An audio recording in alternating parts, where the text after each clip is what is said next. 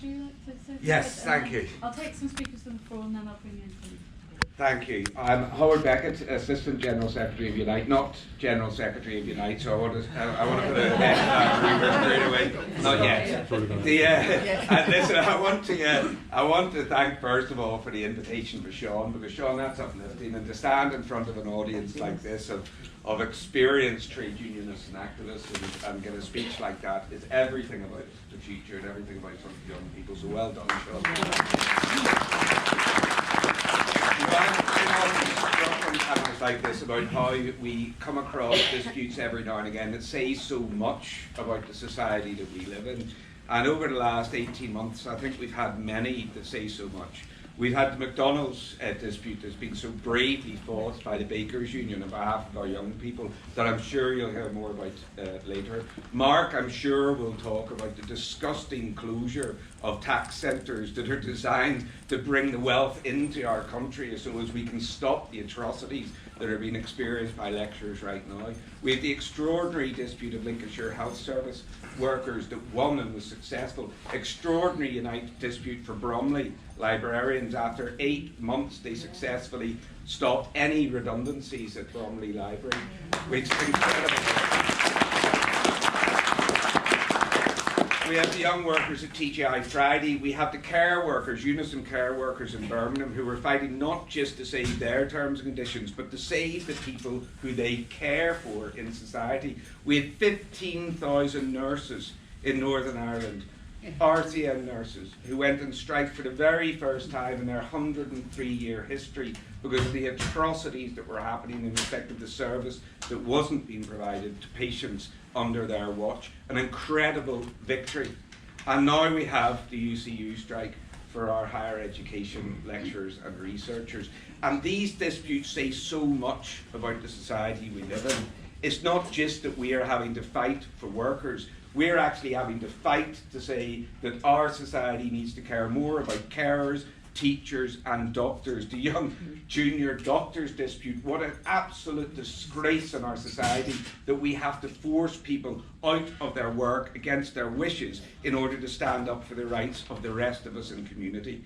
It says so much about the society that we live in, because we've got to start listening to the people who need to be taught, listening to the people who need to be cared for, and listening to our sick and vulnerable in society. And that is the essence of what disputes like this are about. There's not a single lecturer on the picket line who you will talk to who wants to be on strike. They desperately want to be respected in society. They desperately want a living wage. They desperately want an end to precarious employment. They desperately want an end to workplace stress. They desperately want gender equality. They desperately want to see more BAME lecturers in the higher education. And they desperately want to teach our young. That's what this dispute is for. And it's difficult to look at a dispute like this and not to quote some stats. This marketing of our education, as Richard refers to, has become an industry before our very eyes. We've normalised debt amongst young people. £138 billion of educational debt for our youth at the end of last year. An average of over £36,000 per young person to go through education in the 5th wealthiest country in our planet. In Spain, for 3 years of education, it will cost a student under £300 to be fully educated. And in this country, it will cost them on average £36,000. An income now of £38 billion in this industry in 1 year. Reserves in university of over £50 billion. Yet we have 67% of researchers on fixed-term contracts. We've got an increase in respect of zero-hour contracts, and we've got the casualisation of work. It is a disgrace to our society and to our principles. But today we've got to remind ourselves that we can win.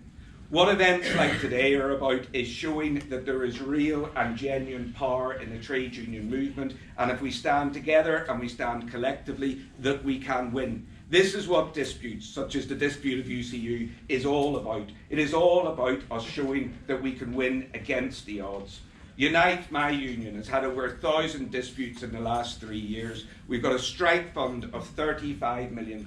At this moment in time, we have 98 disputes going on this very day. And that is because we understand, as the PCS do and as other great unions do, that there is power in the unions, and it is about us wanting to use that power to stand up for our class in society. And don't let anybody tell you that our class in society has to bend the knee and accept that we've lost the fight. We have not lost the fight.